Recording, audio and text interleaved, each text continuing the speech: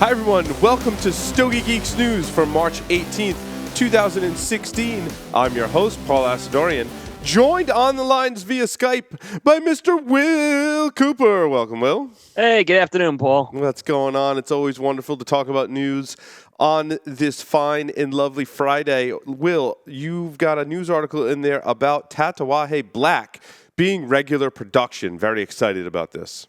Yeah, so it's not new news. Pete Johnson let the cat out of the bag a few weeks ago, but he basically is taking his Black Label line, which is probably one of the more popular lines over the years, and most of those releases had been limited up until this point. He's now taking that regular production. He's bringing with him the Petite Lancero, which was kind of a regular release. Yep. The Corona Gorda, which was a large limited production release.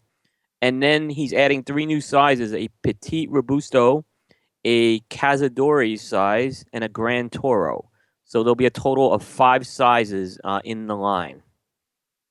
And I really hope it's as good as that jar release is smoking now. Yeah, I mean, I think we've thrown a couple of Oasis ratings at that Corona Gorda jar release right now. Yeah, that cigar stands out, so it's good to see it taking regular production. But as you know, when you go from limited to regular production, I feel like something has to give a lot of times. Hopefully in this case, they'll all be awesome.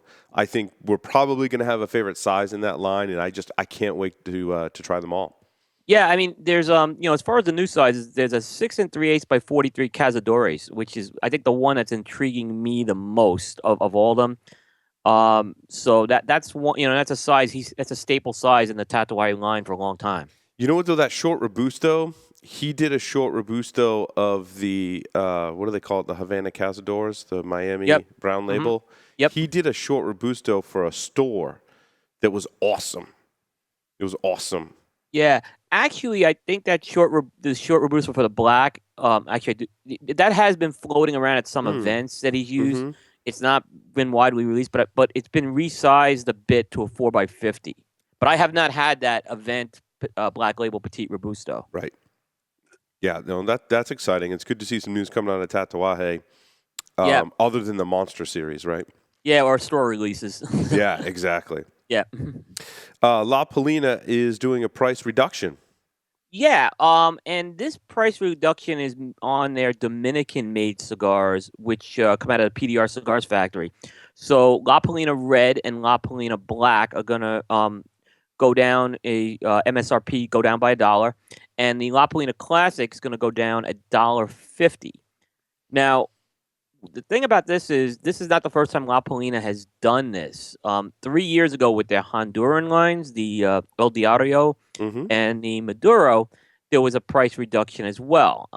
And basically, if what Bill Pelly said in both of these cases, with this recent one and the one 3 years ago, is he's been able to get his production numbers up and pass the savings on to the consumer. So I look at this as more of a gross move for La Polina. It's not, I don't think, a desperation move here, because they've done this before. And I think it's good because we probably covered it in the news before where I said, excuse me, that La Polina's prices are, I think, a little high. Yeah. And that's the general consensus that I hear from both retailers and consumers, is that they really love the cigars, but they just feel like the price is a little too high. Right. We'll be talking about the tent sale that I went to today. It was almost like an auction, Will, today. Oh, really? It was unbelievable. And I did pick up some La Polinas that were on sale. They had a very limited amount of La Polinas. So you'll see those reviews coming out on the Stogie Geeks main show. Yeah, I mean, La Polina's had some. I mean, they have some really good lines out there, and I know we've done a Black Label, I think, once on a Stogie Geek short. So there's some really good cigars in the portfolio. Excellent. And this news came out last night on the Stogie Geek show. EP Carrillo is announcing an inch Maduro in an 8x58. It's a big cigar. Yes, it is. So, Inch Maduro Inch is probably one of the better selling lines under the EP Carrillo portfolio. So, It's this is the longest inch that's come out to date, as it measures 8 inches, and it's the narrowest ring gauge of the inches, as it's a 58. So, according to Taylor Hall, who was on the show last night, I guess it started shipping 24 count boxes. The blend is going to be the same: broadleaf, Connecticut broadleaf wrapper, Nicaraguan binder, and Dominican filler. And I believe it was a $10 price point. Excellent, excellent. That's a lot of cigar for $10. Yeah, it sure is. And one wide receiver whom I have mixed feelings about, Chad Ochocinco, is releasing his own cigar. I thought this was the most interesting story this week. It was definitely the most talked about story on Cigar Coop this week, and I didn't expect it. Other than, Chad Ochocinco, who I've learned from various folks is a cigar enthusiast, and he does enjoy cigars. He's teamed up with a company called GLB Cigars, Guy and Lady Barrel Cigars, out of the Dominican Republic, to produce the 85 brand, and the name of the cigar is called the Boa Vida, which means the good life.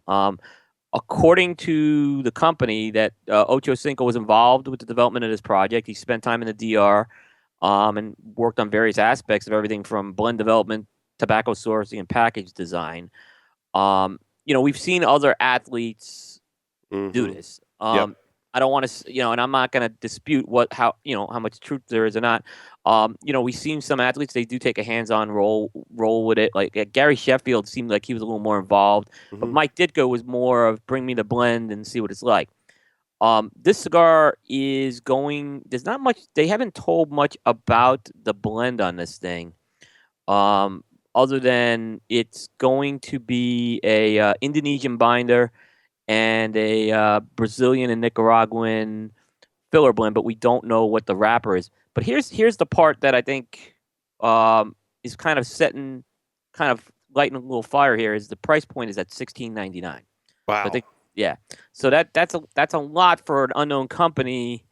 We don't know how good or bad the cigar is. It's not, we can't judge that yet. But Right. That is going to carry a higher price point, so there's going to be some very high expectations. Well, and as far as NFL players go, he's not Mike Ditka either. I mean, in terms of like fame and popularity, you know what I'm saying? Yeah. And I don't know how much that doesn't play into the flavor and the taste of the cigar. Obviously, we're going to judge the cigar for what it is, but to set that high of a price point is a little concerning. Who knows? Maybe it's really special. And you said GLB Cigars is best known for alcohol infused. What did you mean by that? Well, they have cognac and. All I know is they have a line of cigars that's alcohol infused. I don't know specifics of the details of that. Like alcohol, you mean like spirits kind of thing, like bourbon? That actually is the name of the brand. Is called alcohol infused cigar. Okay. So that's actually the name of the brand. So okay. I thought it was weird, like you'd say alcohol infused, right? Right. But it actually was. That's the name of it. Yeah, and then basically it says they take your favorite beverage and I guess they infuse it with it. I've seen some of the cigars there, but I couldn't really identify any of the spirits that were in it. Interesting. Yep. Well, very good. That rounds out the news for this week here on the Stogie Geeks. Make sure you check out our regular Stogie Geek show Thursdays, 8:30 p.m. all the way up until May 9th, when we're going to be broadcasting at 6:30 p.m.